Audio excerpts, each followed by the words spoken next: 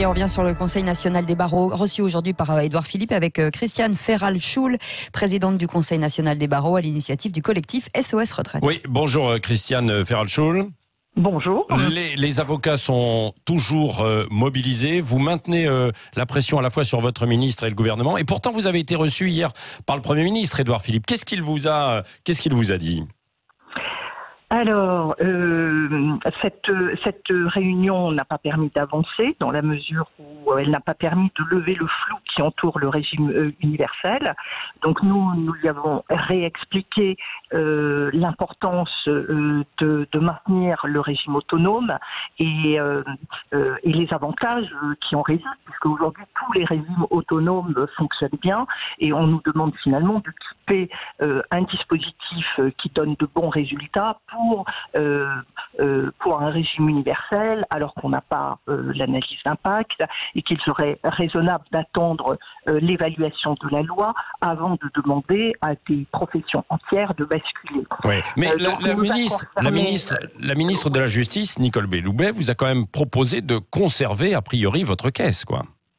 Alors, on conserve notre caisse, mais toutes les professions libérales vont conserver leur caisse, donc rien de nouveau en tant que tel. Et la caisse n'aura comme autonomie que la possibilité d'augmenter les cotisations, c'est-à-dire qu'on est obligé de s'aligner sur les montants des cotisations du régime universel et d'affecter les réserves pour opérer la transition. Donc la caisse n'a pas d'autonomie.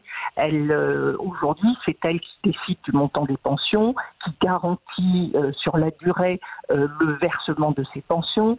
C'est elle qui fixe le montant des cotisations en fonction d'un certain nombre d'équilibres. Donc tout ça, non, elle ne l'aura plus. Donc nous n'avons pas cette garantie d'autonomie que nous avions demandé. On avait demandé... Ah oui, mais c'est vrai qu'à terme, pourquoi vous feriez encore bande à part alors que l'ensemble des autres professions, globalement, seront réunies au sein de ce régime universel ? D'abord, ça fait 50 ans que nous... Oui, mais non, mais d'accord, mais vous êtes avocate, vous savez aussi que quand on fait une réforme... Oui, allez-y. Alors, je vous réponds parce que le statut libéral n'a rien à voir avec le statut du salarié et du fonctionnaire. Tout simplement, le libéral n'a aucune des garanties du salarié et n'a pas la garantie de l'emploi du fonctionnaire. Donc, pourquoi est-ce que vous allez créer un déséquilibre ? Vous allez mettre dans des situations économiques désastreuses un certain nombre de professions. On ne parle pas que des avocats. Pourquoi créer ce déséquilibre au nom d'un régime dogmatique ? Pourquoi ne pas attendre l'évaluation de la loi pour dire très bien, ça fonctionne. Aujourd'hui, nous avons confirmation qu'il y a beaucoup d'éléments flous. Nous n'avons pas de réponse à un certain nombre de questions et maintenir à tout prix, de manière dogmatique, tout le monde dans le régime universel, c'est tout simplement détruire des dispositifs qui fonctionnent sans aucune garantie. Donc, est-ce bien raisonnable ? Oui, non, mais alors, et vous n'avez pas le soutien d'anciens ministres, parce qu'il y en a beaucoup qui sont passés, qui ont pris la robe noire, qui sont devenus avocats. Eux, ils ne vous soutiennent pas, ils ne vous aident pas ? Écoutez, je pense que beaucoup de personnes soutiennent, vous l'avez indiqué tout à l'heure, il y a quand même des oppositions massives, il y a, on le voit quand on analyse les éléments, on est dans un rouleau compresseur qui avance sans analyse.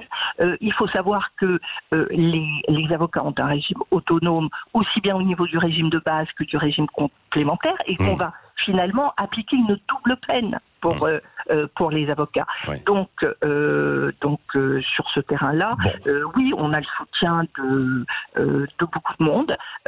Y compris de députés, pour les députés, parce que bon, il y a eu la bataille dans la rue, il y a eu les discussions avec le gouvernement, et puis il y aura la bataille parlementaire. On va recevoir le patron... Bien sûr, vous avez entendu toutes les questions. Il n'y a pratiquement pas une journée en ce moment sans qu'une question soit posée sur les avocats, les professions libérales. Donc on sait lire, on sait analyser des lois, on sait comprendre les mécanismes. Et d'ailleurs, la réunion d'hier soir a permis tout simplement de confirmer que les avocats ont parfaitement raison de s'inquiéter. Bon, les conséquences sont bien là. Oui, et du coup, Christiane Ferral-Schul, donc il va y avoir de nouveau une pression des avocats pendant les discussions aussi au Parlement, à l'Assemblée nationale, des nouvelles actions qui vont être menées dans tous les barreaux, dans tous les palais de justice. Vous savez que c'est historique puisque 100% des barreaux hexagone comme Outre-mer sont en grève en ce moment. Les barreaux sont tous très mobilisés, ont des formes très diversifiées de manifester, de faire la grève. Et nous, le Conseil national des barreaux, notre Assemblée générale extraordinaire se réunit samedi et décidera des suites qu'il convient de donner à la situation, au mouvement tel qu'il existe. Oui, et ça peut aller plus loin. Ça peut aller plus loin alors dans vos actions. Moi, je reçois énormément de messages d'avocats en colère. Il faut comprendre qu'aujourd'hui, il y a un malaise profond. C'est une profession qui a subi des réformes sans répit, avec une méthode mal comprise. Ils attendent en vain un signe positif du gouvernement, et les retraites ont mis le feu aux poudres. Aujourd'hui, c'est l'accès à la justice qui est concerné. Aujourd'hui, cette réforme, elle va impacter très lourdement au moins 50% de la profession. Et cette partie de la profession est en général celle qui est proche du citoyen. C'est elle qui fait des auditions dans les commissariats en pleine nuit, qui fait 3 heures de route, qui fait les gardes à vue, qui assure l'aide juridictionnelle. Et dans un pays démocratique, la justice, c'est un pilier. Donc, c'est la question des libertés, l'accès au droit qui est en jeu. Merci Christiane Ferral-Schul. Je rappelle que vous êtes la présidente du Conseil national des barreaux et à l'initiative du collectif SOS Retraite, 100% des barreaux qui sont touchés d'une manière ou d'une autre, évidemment, par ce mouvement. On en reparlera bien sûr sur Sud Radio parce que vous l'avez dit, il va y avoir une nouvelle réunion demain samedi.